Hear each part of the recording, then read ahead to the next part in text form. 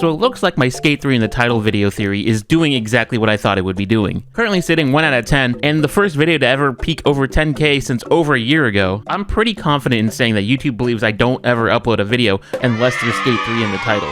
With that being said, here's another Skate 3 video. So for anyone who has played Skate 3 for quite some time, you know the game can be pretty broken. However, I'm not going to be covering glitches. Instead, I'll be covering how consistently inconsistent this game can actually be. Starting with the trick list. For being an encyclopedia on tricks you should be able to do in the game, this isn't very complete. As you may know, dart catches are the latest feature to the Skate franchise. However, if you go to the dart catch section, it only gives you a limited amount of dart catches that you can actually do. I only say limited because you can do more than these 4 dart catches. That being the 360 inward, the tray, the hard flip, and the laser, as well as their nollie forms. So if you didn't know that these tricks existed, thanks to the trick guide, now you know. Speaking about tricks, if you're playing on Xbox and you have to choose your language before you start the game, if you make your way down to French, you'll start seeing Spanish. What?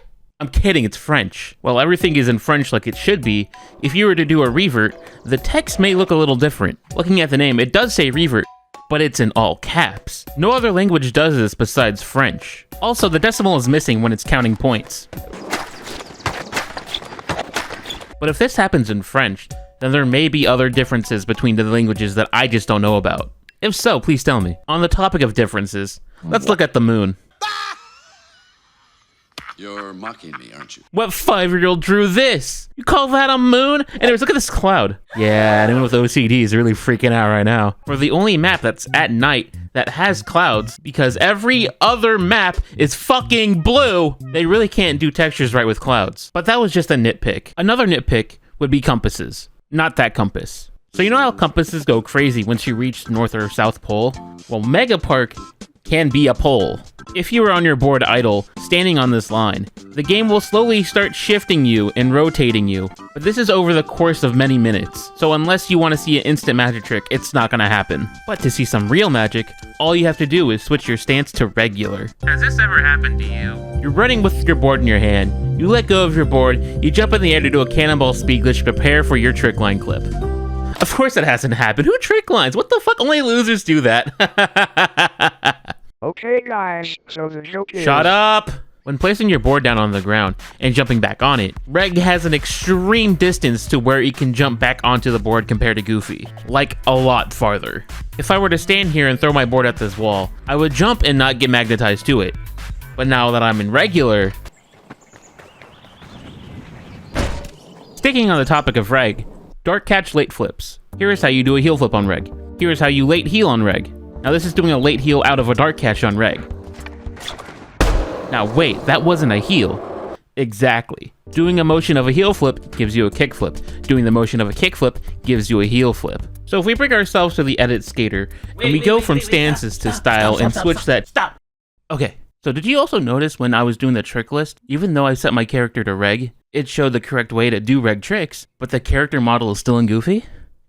Anyways, back to the video. So if we bring ourselves to the edit skater, and we go from stances to style and switch that to OG, you have effectively just nerfed yourself. In any other style, you are able to do a tray flip dart catch. In OG, you cannot. I know this doesn't affect everybody, but for someone who goes for high scores, it's definitely usable for me. But if you do know someone who plays an OG and you tell them to do this trick, you can now watch them slowly break down and get frustrated as to why they can't. What the fuck?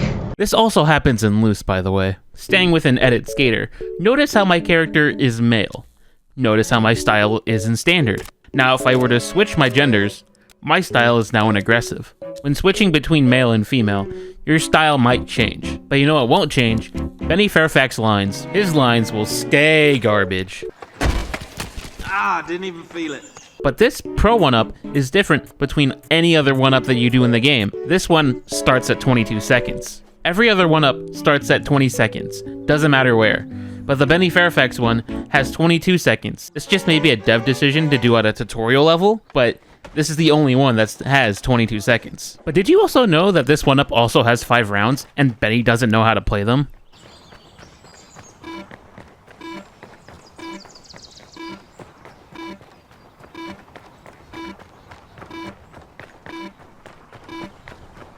Oh, that one was basics, mate. Come on. Now let's talk about something that I'm genuinely frustrated at. Hawaii 5-Up. Love the map. Favorite 1-up spot ever.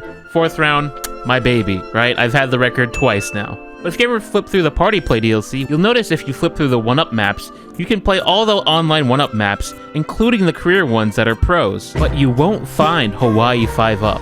That is the only 1-up map that is not on Party Play. Speaking of Party Play, why is it stuck on normal? You can have your difficulty as easy or hardcore, but when you load up a Party Play match, you'll be put into normal. There is a way around this where you change your difficulty to easy or hardcore once the game has begun, but it only works once you restart the game, and it only works on the first person you start playing once it starts. You also won't be able to find a Maloof NYC free skate. Oh wait, it's right there. No wait, hold on, where'd it go? Yes, so if you are wanting to make an online lobby at Maloof NYC, you cannot propose it because it doesn't exist on the online challenge map. You would have to start solo free skate here in order to make that lobby. Since we're on the topic of not existing, Coach Frank. Now that was like an iceberg setup, I don't know what that was. In the world of Skate 3, everything is assigned a name. A pedestrian, a skater, a car, an item. Everyone besides Coach Frank. He's right on top of me, but I can't see him. What's he doing? He's just standing there, menacingly! At skate school, you can see an idle Coach Frank standing around. But if you were to air over Coach Frank, it gives you nothing. So, $1 million question, does Coach Frank actually exist? Hey, man. On the things to talk about, let's talk about containers. Object Dropper, the latest function in the Skate 3 franchise. Use it anywhere you want to, except you can't spawn everything, and that includes a container. Notice how I'm able to spawn it in Industrial District, but if I go to University, Downtown, nowhere to be seen. If I go to Danny Way, it's there. We have this long list of objects that we can use. However, you're limited to what you can place based on what district you are on. For example, this dumpster only spawns in at University, and every other DLC that you might have on your console. But why would I care about this dumpster so much? Well, you see, if I place a box in here, and then simply... Keeping on the topic of props, where are they? No, like seriously, where are they? They're nowhere to be seen. They're right there, but they're not. Online, props do not spawn. Any object that you can place in your object dropper does not spawn, making challenges like these close to impossible. But if you want objects in the online mode, then you can, by clicking that option, spawn with objects when creating a free skate. But by doing so, that object doesn't immediately get affected by gravity. So you can create online lobbies looking like this. A fun thing to do would be clip into this wall, bust out the object dropper, place a bunch of plywood, start a solo free skate, and then just start skating on the floating surfaces. Neat trick to do with your friends. Now this next one is very minuscule, and only noticed by the most aggressive of players. Meaning like trick liners and comp players. The rate the world moves in career mode and online is different, and I'm not talking about lag. Base career mode free skate, in-game, no online skate, is slightly slower than a perfectly run online lobby. The gravity is slower, you do your tricks slower. A lot of things just feel slower if you're in just your normal career mode. But don't take it from me, take it from Wisp, a guy who mods Skate 3 on the daily basis as a hobby. You probably known him for videos such as setting up big ramps with the Park Builder mod.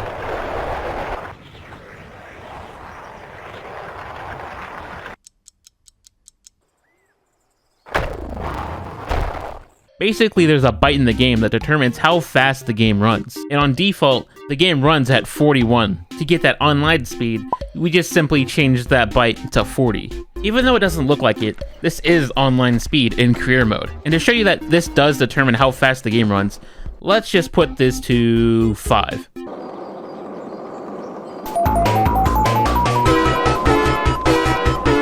Alright, I'm gonna name 5 things, and your job is to guess what they all have in common. Aletown, Garden Rail, Danny's Pool, DIY, and Darkbox. These are all on the spots in a career mode fashion. Online, they are session spots. Now what's the difference between an own the spot and a session spot? An own the spot is you try to get the highest point combo in one go. In a session spot, you just have as much time as you have to just get as many tricks as you need. Hey, isn't that trick spamming? The point is, these are own the spots and not session spots. Everywhere else is assigned to where it should be. The kink is an own the spot. The wall is an own the spot. Park This is an own the spot. Brooklyn Banks is not an own the spot, it's a session. Mega Park is not an own the spot, it's also a session. If you were to look at the online challenge map, it is separated from own the spot and session. However, Garden Rail being a session is under own the spot. But that's not the only thing weird about DLCs. Any own the spot that is non-DLC requires you to do a ghost revert or a pop, basically just keeping your combo alive without it dropping. And unlike Tony Hawk, landing in manual doesn't count as a combo. But on any DLC own the spots, you don't have to do that. Landing in manual still keeps your points up. Either they forgot to add that feature in later, or that's how they wanted to go with the next patch update that never came out. We may never know. Since we're on the topic of spot battle, this is going to be another nitpick. When you load into an online lobby, you have an online barrier, meaning that you can't go past that and it'll just reset you. But with those online barriers in place, why doesn't everywhere count points as they should? Take Megapark for example.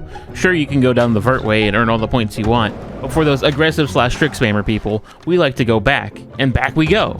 We earn points in the parking lot. However, if you go all the way to the right, even though it is in bounds, there is no online boundary stopping us. These points do not count. And that is not just on Megapark. Even though the game places us in front of an object that we should be skating, why can't we skate somewhere else? Take for example, Park and Play First Round. Yeah, we have all this parking lot to mess with, but some of us just say, ha! And goes over the wall. Even though the game technically doesn't want us to be down here, our points are still counting. And while I'm on it, let's talk about Challenge Complete. Now this only applies to Spot Battle. Unlike Skate 1, 2, and any game mode that has a countdown timer, all runs end at 0. But for Skate 3 Spot Battle, you have 2 extra seconds once the timer reaches 0 to continue playing. 80! There we go. Woo! Did it. You got it? But this does not apply to the last person to play on the last round. Once their turn is up, you see Challenge Complete, which the community has just dubbed Challenge. And you do not want to be challenged, because once the timer hits 0, your run is done. Those extra 2 seconds, they don't exist. But why do they disappear on Challenge? Dev decision, I can't tell you. NPCs, you gotta love them. Always getting in your way. Pedestrians move! Get out of the way! You can disable them in Free Skate if you find them too annoying. But have you ever noticed that they despawn after exiting online? The world will be voided of NPCs unless you travel somewhere else or start up an own the spot. Spawn points are whack in this game, including third round to the streets, where you spawn on a bank and you slowly slide down it as you wait for the timer to say go. Or if you're blue player and you spawn at Bricklin, where you end up facing backwards. But that's not the worst spawn point. Third round observatory takes the cake, because third round observatory is just second round observatory. It's an identical round, meaning that we have no idea where the actual third round should have been placed. Another dev decision that no one will know about. For anyone that has played the game mode Skate Online, you probably have seen some glitched tricks. In Skate, you're supposed to copy the trick and do it exactly like how they do it, but that's not the case for a late flip. You can set a late flip as a trick in this game mode. To do it, you have to get air without popping a trick and then doing the late flip. But if you were to copy it, you don't have to do that exact same thing. You can actually pop a trick and do the late flip. But even though the game says you didn't copy it, you still did because you never got the letter. I have now reached my final point, and this is the most specific thing that is the most inconsistent about this game. This thing is so specifically inconsistent that it only happens on one map to one player on all rounds. If you remember how I said you didn't have to ghost revert / pop on the DLC maps, and these are the only maps that do that, well, I lied. There is one map in Vanilla Skate 3, and that is on Rock Blocks. Being the red player, on all rounds, asterisks. Being the red player gives you the advantage of not having to ghost revert / pop your tricks if you want to get that high score combo. But this even gets more specific. If the red player is up the first round, it does not work. It will act as if it's a normal ghost reverting map. If blue player is up first, then all 3 rounds for red player will disable all ghost reverting or popping necessities that is needed. And that is all I have. There probably are other inconsistencies that I just did not cover. If so, please tell me. Anyways, come back next time where I explore what could possibly be in the depths of the out of bounds in Skate 3.